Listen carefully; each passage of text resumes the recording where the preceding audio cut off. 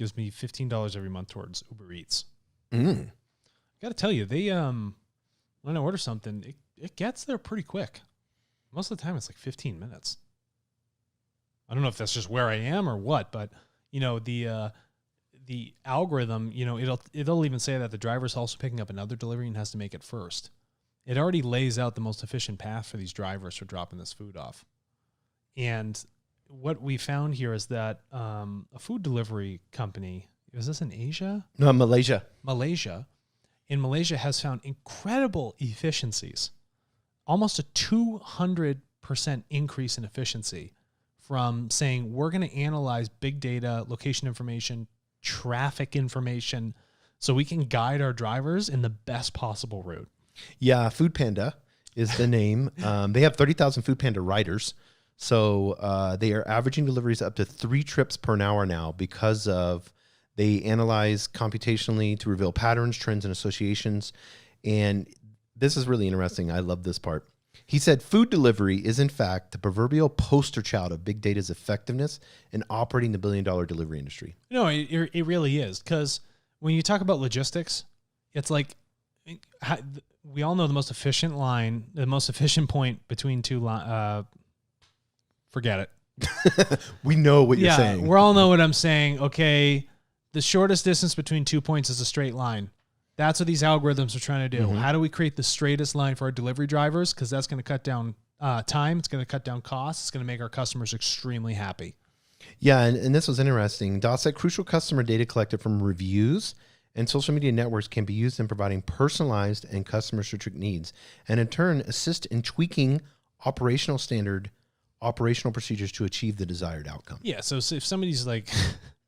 if a Food Panda guy shows up and you ordered your food and he just whips the bag while he's on his bike and it hits your door, well, someone's going to go on social media and be like, well, look what happened. Well, we need to tweak our standard for how we actually place the food at the doorstep. You know what I mean?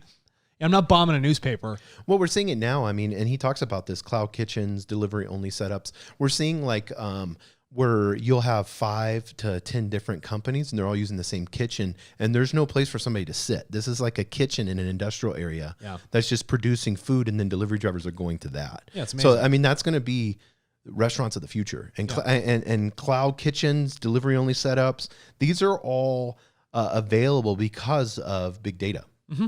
And I think, it's cool, because logistics, that's about that efficiency. And if we're trying to deliver a product, especially a material product, you want to do it with the least amount of waste possible. Yeah, and he said all these companies, this is so interesting. He said all these companies, are just shots in the dark. That's what he said. They're shots in the dark saying, we'll be there 20 minutes, we'll be there 30 minutes. No, he said with big data, we know the exact time. Yeah, that's cool. For delivery. There's no hunch. Mm-mm. There's no telling your customer something and then they become disappointed because you're 20 minutes late. Right. There's just like, here is what it is. I can anticipate with a pretty good idea, depending on what traffic, and what else is going on and how big my order is, how long it's going to take that delivery driver to be at my doorstep. Yeah, and real-time data collection, traffic, route plans. I saw that the other day. I was looking for a UPS package, and I knew I wasn't going to be here. I was just about to use this metaphor. Go ahead. And I went on the UPS app, and it showed him driving around. Yeah. So I needed to get the package. It was an important one. It had some expensive things in there. So I actually went and I found them. That's awesome. On the app, I looked them and then I found them, and he was like super nice, cool UPS driver. Shout out UPS driver here in Albuquerque. He was like, "Oh, that's so cool. I'm glad you got it." And he goes, "There's 2 other packages for you too." And he hands them to me through his little. He's like, "Great, I don't have to do anything." Yeah, now. I don't have to go but go through the gate and all that stuff. And so he was excited about it. But that's a tracking stance. Yes. But what about UPS drivers when they did that big study? They're like, "We're not going to do any left-hand turns." Mm-hmm. Everybody's going to do right-hand turns. That way you don't have to stop and you can go right on red. So that way you're always taking the most efficient line. Even if you need to go left, you just have to go right a couple times, and now you're going left. But there's a big thing, and this is kind of a small part in helping humanity. And what he talks about is creating this big data, coming out with these efficiencies, the productivity in how they can do that also lends to food wastage. Yeah. No, that's a big deal, right? So we know how much to buy, how much to cook, how much to deliver effectively. And if we deliver it on time, well, the food's not cold. It's not going to go to waste. I mean, how much waste restaurants are wasting food? So much. And it's a bummer that they have to throw it all away because the state says you can't give that food out, right? Even to the homeless.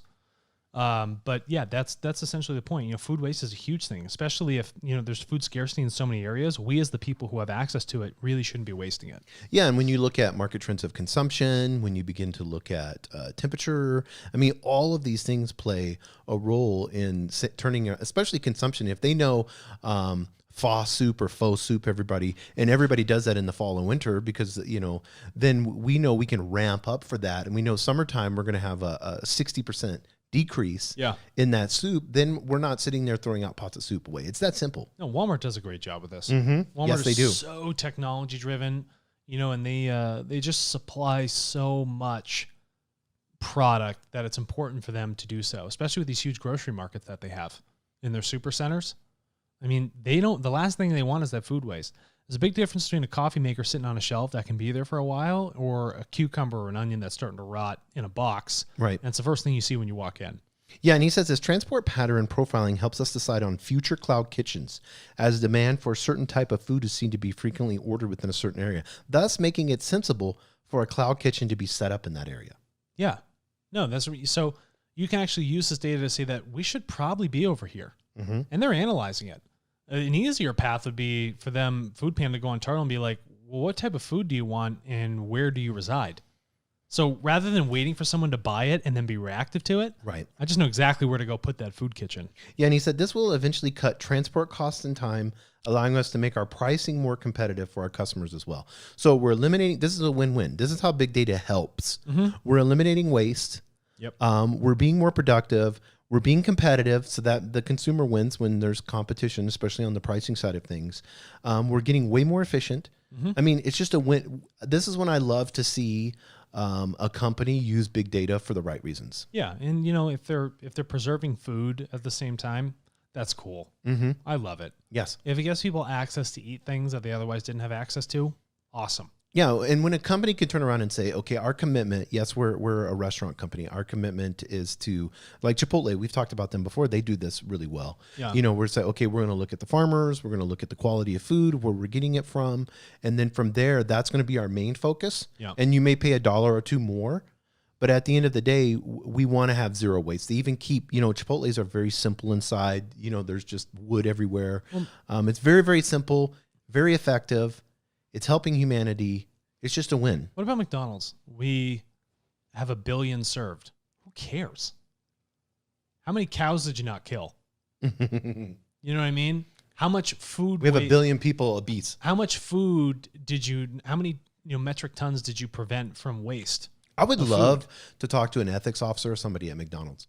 Are any of these companies like Philip Morris or, some of these older companies that, because they may be looking at taking something, and I want to give them the benefit of a doubt because ultimately I believe in team human. Mm-hmm. And I know you do too, but sounds like a good t-shirt. Yeah, I would love to be able to, there's a book on that where I got the statement from. So I want to give credit, but could you imagine if there's a think tank at McDonald's right now that's thinking about making their food better? How awesome would that be? Yeah. I would go start, if McDonald's would be like Chipotle and they would have that influence like Walmart's doing with organic food. Right.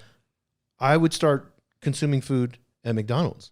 Yeah. I just, when you highlight those things and we talk about this all the time, that 16% of the public that only thinks you're doing the right thing. Mm-hmm. Well, you can bring on the other 84% now. Start to crawl into the 84% by highlighting the good stuff that's going on. Mm-hmm. Really talk about all the good stuff. Yeah, no, you just bought a Patagonia jacket, and I was online. This was funny. They must have heard us or something. So Patagonia is serving me ads. Nice job, Patty. But you know what the ad is? What? The ad is this, and they're serving me your jackets.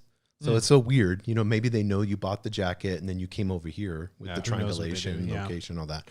But so that jacket that you bought, what the filler inside? Yeah, is their ad, and saying that we've got to the point, we've refined this over 25 years or whatever it is, that we've got to the point to where this is the most environmental friendly materials that we can use in our jacket. It is awesome. Yeah. You don't need to rip the feathers and they're out of running the an ad that is for humanity. Yeah. You can market for humanity. Yeah, and guess what? The jacket's only a byproduct. Mm-hmm. Patagonia has such just an amazing focus. That is exactly, they should be a model that other companies should strive to take. even major clothing producers. Look for their model. It's phenomenal. Yeah, we'd love Apple to step into that role. Samsung, some of these things that we're consuming. Yeah. These. Apple has these ads like behind the screen or whatever the heck it is. Yeah, the new one where they're showing people create art with whatever. Yeah, whatever. Like that does not. Let's talk about what you do as a company. Show. If I was going to make an ad, I would show the process of creating a phone and how it's extracted from all these different parts of the world. That's interesting. And then from each of those, here's how we're elevating that local culture. Yeah, all that, and it shows dancing, and there's dancing, and it's like these children are not being used to get lithium out of the ground. I was just about to use the lithium comment again. Yeah. In this lithium mining operation for the battery, are those suicide nets? We have Apple employees from the United States, Canada, and UK going to these factories and removing them because we've created, sensible hours for these employees to work. And to show that power of taking those and people crying and bringing those suicide nets down. Come on. Yeah. I mean, that is an ad. Or don't build your building any higher than 10 feet. That's horrific, Alex. I know. Well, it's just that idea. How do we centralize it, stack it high, and make it efficient? Yeah, I mean, that's the whole, I love... Or build it underground so I don't have to see your factory and then no one can jump from anything. I love that Tartle is the future and that Tartle is here specifically to help humanity. And when somebody signs up at Tartle.co, not only can they share their data, not only can they earn money, but they get to help their world. How do they help their world? They're helping their world with the data. If you've seen just with Food Panda delivery, the power of how that can get a sandwich to your door or a bowl of soup efficiently at the lowest cost possible without having a huge carbon tax to do so, that's one little sliver of the power of data on, frankly, one of the most insignificant things ever. And now let's start to channel that towards things that are extremely significant, even public health. These social determinants, we can all come together with that data and say, this is how we are determining what the health of us as a society, as a human race looks like and what it should be benchmarked against. Tartle allows for the highlighting of the best parts of humanity. Wouldn't you want to see that? I get tired of watching the news and seeing the worst parts of humanity. We need to highlight the best stuff all the time. Transparent, clean. Not to say that there's not some negative things that need to be highlighted, because you need to learn from those. But learn that we need that for balance, but we need to start to highlight more of the good, because a lot of that is missed. The perspective is totally out of whack right now. We haven't found that equilibrium. And once we find that stabilization, we stabilize our climate, we stabilize public health, we stabilize, economic equalization, educational access, government and corporate transparency, global peace. Those are wonderful things that we can look for and say, look at what we did. I want people to run around and shout and talk about that at the World Economic Forum. And how can somebody be a data champion, and how can they help in these 7 big issues that face our world? To be a data champion, that requires you, first of all, getting the tools for your journey. And the one tool required for that is Tartle. And then after you have those tools, you need to be responsible with them. And you responsibly take those tools on your journey to say, I want to put my data towards these causes. These are the battles I want to go in, and these are the ones I want to win. I want to be the champion of this battle. I want to cut through all the crap with my data sword, and I want to say, here's the truth. Here's me. Here's me defining what that future looks like for everybody, including myself. And I'm not doing it, I'm not going to battle to separate people or in any sort of competitive stance. I am being that data champion on Tartle with this tool because I want to see what a unified planet looks like. I want to see what a planet looks like with longevity beyond 70 years. I want to really taste global peace. I want to know that in my lifetime. I don't want to believe in it. I want to know it for a fact. And that's what joining Tartle, being a data champion, showing that sort of power and response that can happen with our data when we collectively come together. That is how we define the brightest future for ourselves. Last question. How can somebody be a data champion, and how can they help in these 7 big issues that face our world? As to be a data champion, that requires you, first of all, getting the tools for your journey. And the one tool required for that is Tartle. And then after you have those tools, you need to be responsible with them. And once we find that stabilization, we find that if you're Food Panda, if you're Chipotle, if you're Patagonia, we mentioned all these companies in our earlier podcasts. We mentioned, Raytheon, Lockheed Martin, any company, and you're out there and you say, I want to be a part of Tartle. I want to, purchase data that's ethically sourced. I want to purchase data that is going to help humanity. How can these companies get involved with Tartle? In the same simple format as if you were to sell up as a seller. If you're a person that wants to share your data, it's as easy as to sign up as a person that wants to purchase data. So they can do it for their own analysis. And that's just by going to tartle.co and saying, okay, here's the catalog of data that's available. What do I want? Do I want to mix and match it? Do I want, total customization? Sure. I can choose what what that specific data set is for Food Panda or Chipotle. And you're saying that I want to do more for society. I want to do more for humanity. I don't want to be reactive. I want to be proactive. I don't want to operate on a hunch. I don't want to believe in things. I want to know for a fact. That is taking a strong, strong stance. And that is aligning with people, not aligning with other businesses and aligning with where industry is headed or what Davos is telling you. It's saying, I want to align with human beings because I know that they are the fundamental thing that supports our systems and all the interactions on this entire planet. Yeah, maybe there's an executive out there and they're from Walmart, Chipotle, any of these, Patagonia, and they want to have a conversation. What's the easiest way for them to get a hold of us? They can write an email to contact@tartle.co, podcast@tartle.co, where they can call our main line. We're not like a closed door here. Reach out. We're here to talk and listen. This is something that's worth time, and we're willing to spend that time with you. We have not made this like a commodity. In no way is it a commodity. It's too important for it to be commoditized. We don't commoditize human beings. So we're not going to commoditize your time. We're going to create moments with you. We're not just going to say, here's an hour, call it. We'll do what it takes to make sure that we're all making the best, most effective choices. For humanity. For humanity. Perfect. Close us out.